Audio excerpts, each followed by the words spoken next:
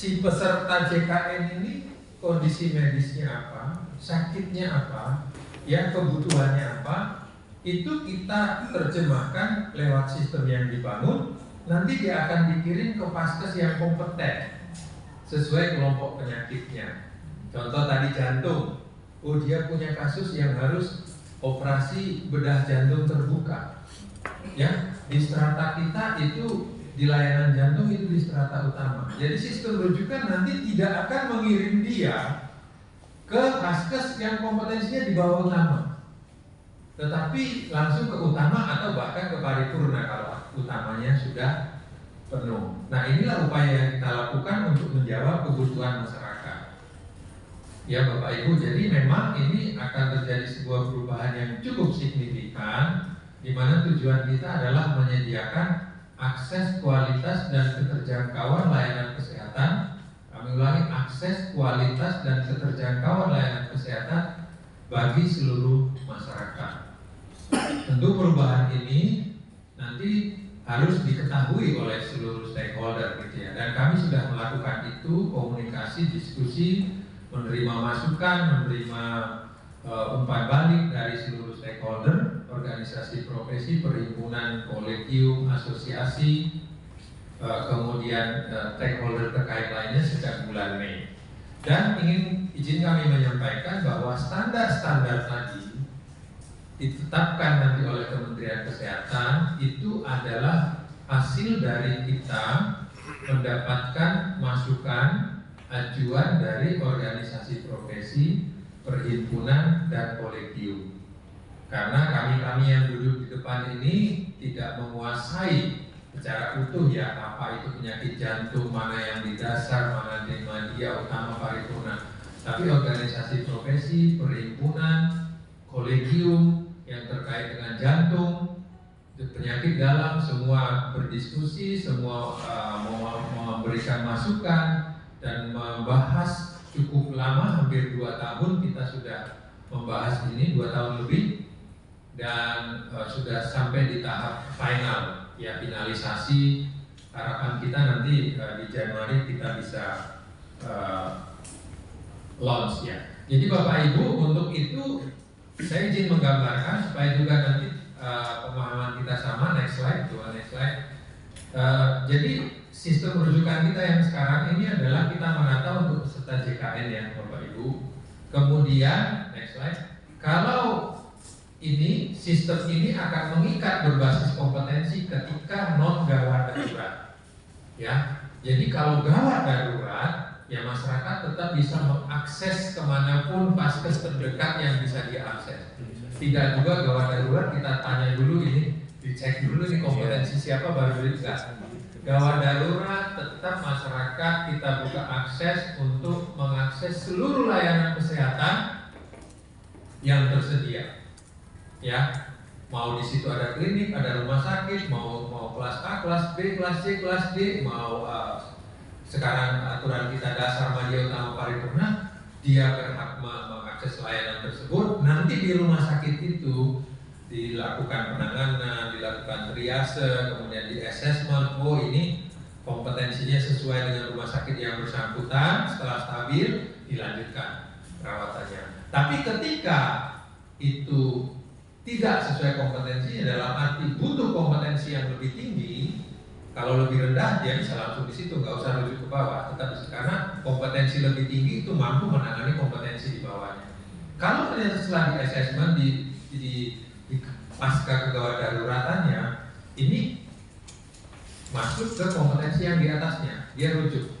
Kriteria rujukannya apa? Masuk nanti ke satu sehat rujukan, muncul nanti kodenya. Sistem inilah nanti akan membagi ini ke rumah sakit mana. Mana itu bukan nama rumah sakit, tapi kompetensi. Oh ini dasar. Nanti sistem kita mengirim dia ke dasar yang terdekat.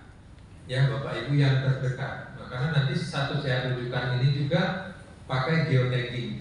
Jadi dia semua vaskes nanti sudah kita wajibkan dan sudah punya koordinatnya, koordinat lokasinya, longitude berapa gitu sudah punya, sehingga nanti Google Map akan membaca geotaggingnya. Oh ini yang terdekat, misalnya dia butuh madya, yang terdekat rumah sakit dengan kemampuan madya jantung pembuluh darah adalah rumah sakit X. Sistemnya ngirim ke sana. Nanti melihat kapasitas di sana juga. Makanya beberapa aplikasi yang ada di kita semua interoperabilitas, termasuk Siranap. Kita punya aplikasi Siranap, sistem informasi rawat inap, ketersediaan bed di rumah sakit yang dulu kita kembangkan waktu COVID. Bapak Ibu mungkin masih ingat ya waktu itu berapa bed yang kosong, berapa. Nah ini kita itu diupdate terus, kita akan ngirim ke rumah sakit yang kapasitasnya masih ada. Ketika kapasitas rumah sakit itu sudah penuh, dia berpindah ke rumah sakit lain dengan strata yang sama, atau kalau strata yang sama tidak tersedia lagi, dia bisa naik ke strata di atasnya. Nah inilah upaya yang kita lakukan. Nah bagaimana kalau begitu sekarang boleh dong masyarakat langsung ke rumah sakit? Tetap ya Bapak Ibu, kita layanannya tetap kalau non gawat darurat itu tetap lewat fasilitas kesehatan tingkat pertama. Ya, nanti fasilitas tingkat pertama melihat, mengassess ini kompetensinya di FKTP ini bukan. Kalau iya diselesaikan di FKTP.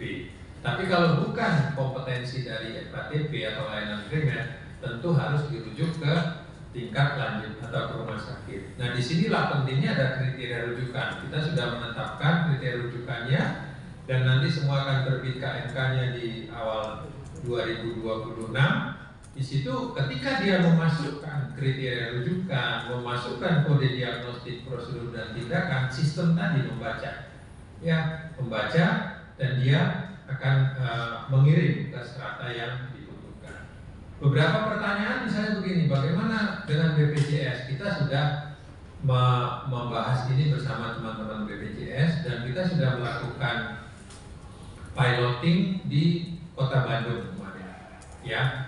Puskesmas dan 16 rumah sakit di Bandung kita sudah lakukan piloting, termasuk pilotingnya itu adalah interoperabilitas sistem BPJS dengan satu sehat rujukannya.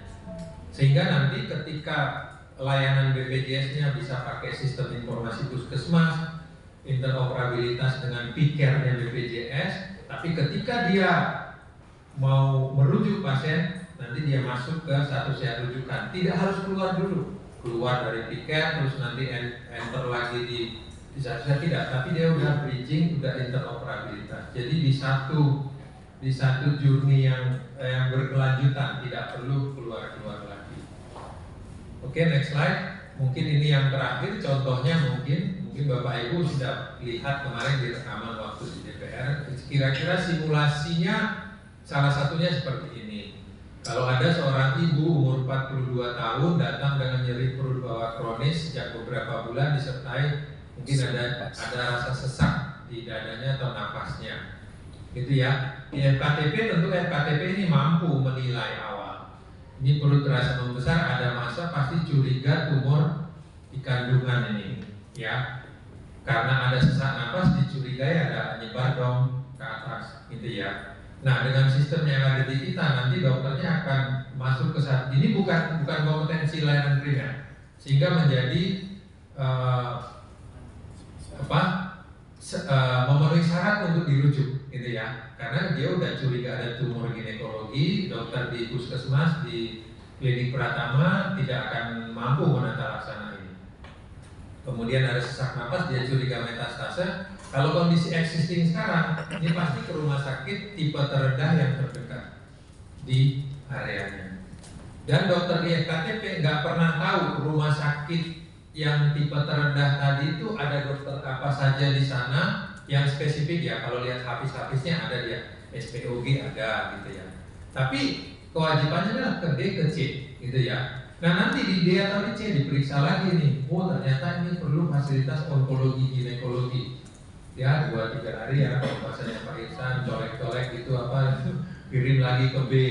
Di B nanti diperiksa lagi, oh ini perlu layanan lebih lanjut ini. Dan kita nggak pernah tahu kompetensi D, B dan A ini apakah mumpuni untuk menata laksana kasus itu. Hanya rujukannya itu berdasarkan kelas rumah sakit yang didasarkan pada tempat tidur tadi. Kemudian terakhir barulah dia dikirim ke rumah sakit kelas A. Ya. Dan kita ketahui ketika melewati beberapa tahapan ini tentu waktunya lebih banyak, kemudian ada risiko progresivitas penyakit ya. Dan yang tidak kalah pentingnya, ini pasti cost-nya nanti dari sisi yang harus dibayarkan itu kan beberapa titik, tentu rupiahnya nanti Pak Irsa bisa menghitungnya pasti lebih banyak. Nah, yang mau kita buat adalah rujukan berbasis kemampuan pelayanan atau kompetensi. Jadi ketika seorang dokter di FKTP di puskesmas misalnya ketemu kasus curiga tumor ginekologi dan diduga udah nyebar ini karena ada sesak tadi, oh ini adalah masuk kompetensi atau kemampuan layanan neoplasma di strata utama. Ya, dia masukin nanti, sistemnya nanti akan membaca ini butuh dikirim ke rumah sakit dengan kemampuan neoplasma di strata utama. Dia kirim ke sana.